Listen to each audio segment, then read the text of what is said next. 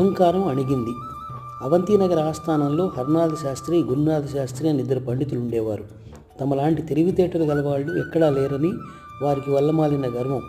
వాళ్ళు ఎప్పుడూ ఇతరులను అవహేళన చేసి అవమానిస్తూ ఉండేవారు. కళింగపుర ఆస్థానంలో సుగుణ శర్మ అనే పండితుడు ఉండేవాడు. ఆయనకు గల పాండిత్యము, తెలివితేటలు అపారమైనవి. ఆయన ఖ్యాతి దేశదేశాలా పాకింది. సుగుణ శర్మను గురించి విన్న హర్నాథ, గురునాథ శాస్త్రులు అతన్ని పరీక్షకు పెట్టి ఓడించి అవమానించాలని, అందువల్ల తమ ఖ్యాతి మరింత పెరుగుతుందని అనుకున్నారు. వాళ్ళిద్దరూ తమ రాజుగారి అనుమతితో కళింగ చక్రవర్తి ఆస్థానానికి వచ్చి, మహారాజా, మేము అవంతినగర ఆస్థాన పండితులము. తమ ఆస్థానంలో సుగుణ శర్మ అనే పండితుడు ఉన్నాడట. ఆయనను జయించడానికి వచ్చాము అన్నారు.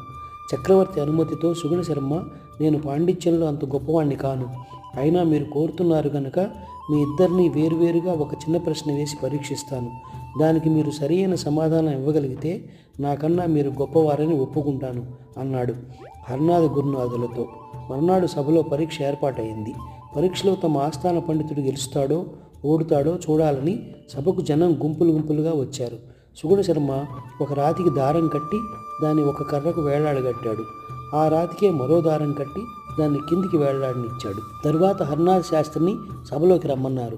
ఆయన వచ్చి సుగుణ శర్మ పక్కనే కూర్చున్నాడు. అప్పుడు ఆయనతో సుగుణ శర్మ, శాస్త్రి గారు, ఈ రాతికి పైన కింద దారాలున్నాయి కదా, నేను ఇప్పుడు కింది దారం పట్టుకొని లాగబోతున్నాను.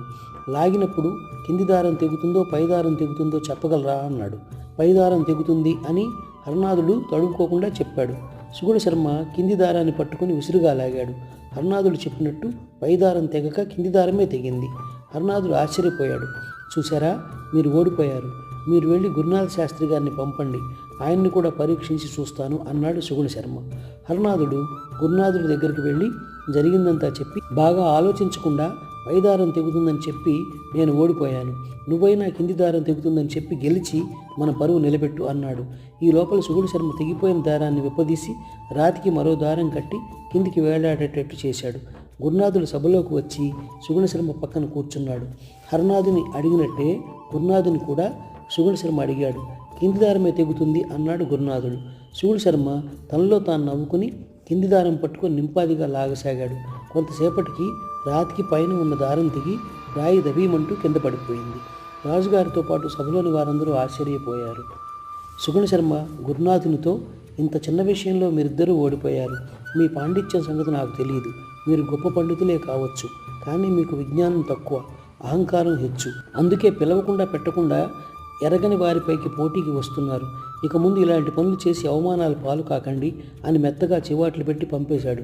సుగుణ శర్మ ఒకసారి కింది దారాన్ని ఒకసారి పై దారాన్ని ఎలా తెంచాడో కళింగ చక్రవర్తికి అర్థం కాలేదు. దాని రహస్యం ఏమిటో చెప్పమని ఆయన సుగుణ శర్మను అడిగాడు. దానికి సుగుణ శర్మ, అది చాలా చిన్న చిటుకు మహారాజా. ప్రతి వస్తువుకు ఒక విధమైన జడత్వం సహజంగా ఉంటుంది. మొదటిసారి నేను కింది దారాన్ని విసురుగా లాగాను. రాతిని మోసే దారానికి అదివరకే కొంత బిగువు ఉన్నప్పటికీ నేను కింది దారాన్ని లాగటం చేత దాని బిగువు హెచ్చే లోపుగానే కిందికి దారం తెగిపోయింది. రెండోసారి కింది దారాన్ని నింపాదిగా లాగాను. కింది దారానికి తెగేటంత బిగువు వచ్చే లోపల రాతిని మోస్తున్న పై దారం బిగువు తెగేదాకా పెరిగింది. దీన్ని ఎవరన్నా చేసి చూడవచ్చు అన్నాడు.